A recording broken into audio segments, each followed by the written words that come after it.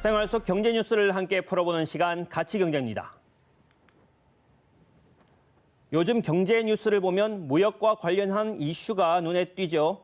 그도 그럴 것이 이번 달부터 세계 최대 자유무역 협정인 영내 포괄적 경제동반자 협정 RCEP이 발효되는데 우리 경제에 미치는 영향이 상당할 것으로 보입니다. RCEP은 한국과 중국, 일본을 비롯해 호주와 뉴질랜드 그리고 아세안 10개국까지 이렇게 15개 나라를 공동무역체로 묶은 건데요.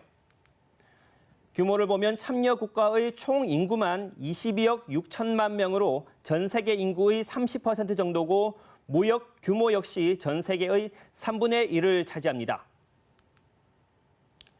이 협정이 발효되면 회원국들은 개별 국가와 자유무역 협정, 즉 FTA를 맺은 것과 같은 효과를 누릴 수 있다는 장점이 있는데요. 대구와 경북 중소기업의 수출길이 한층 더 넓어질 것으로 보입니다. 일본과의 무역만 놓고 봐도 섬유는 경쟁국인 중국과 대만보다 유리할 것으로 분석되고 있고요. 지역 주력 수출품인 자동차 부품도 인도네시아 등 많은 지역에서 관세 철폐와 맞먹는 효과를 기대할 수 있습니다. 하지만 문제도 있는데요. 농업 분야는 RCEP 회원국으로부터 수입하는 양이 수출량의 2배에 달해 타격이 우려됩니다. 또 노동과 환경 관련 조항, 투자자와 국가 간 분쟁 해결 절차가 반영되지 못한 점도 한계로 꼽히고 있습니다. 정부는 RCEP 외에 또 다른 경제블록 가입도 추진하고 있는데요. 바로 CPTPP입니다. 우리말로 풀면 포괄적, 점진적, 환태평양 경제 동반자 협정인데요. 기존에 미국이 주도했던 다자간 무역 협정인 TPP에서 미국이 탈퇴하고 2018년부터 새롭게 출범한 체제입니다. 일본과 호주, 멕시코와 같은 아시아 태평양 지역 11개 나라가 참여한 다자간 FTA로 보시면 됩니다. 역시 전 세계 총 생산의 13%, 무역 규모의 15%를 차지하며 주요 경제블록으로 손꼽히는데 지난해 영국과 대만, 중국도 가입 신청을 했죠.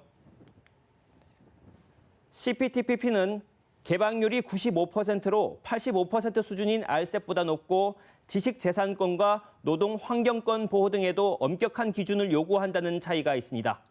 하지만 마찬가지로 국내 농축수산물 분야는 타격이 예상됩니다. 우리나라는 4월에 CPTPP 가입 신청에 나설 계획인데요. 회원국 11개 나라의 만장일치 찬성을 얻어야 하는데 변수는 의장국인 일본입니다. 일본이 동의하지 않는다면 우리나라의 CPTPP 가입은 실현될 수 없다는 건데요. 이 때문에 최근 대만은 일본 후쿠시마 수산물을 허용하면서까지 일본의 비위를 맞추고 있죠. 물론 대만은 CPTPP 가입을 통해 중국 무역 의존도를 낮추려는 의도도 있습니다. 우리나라를 둘러싼 이 두 경제블록을 국제 질서에 비춰보면요. 중국이 주도하는 경제블록은 RCEP인 반면 CPTPP는 과거 미국이 주도했다는 점에서 차이가 큰데 두 국가의 힘겨루기가 저변에 깔려 있습니다. 하지만 우리나라는 철저히 실리를 쫓아야 한다는 지적인데요.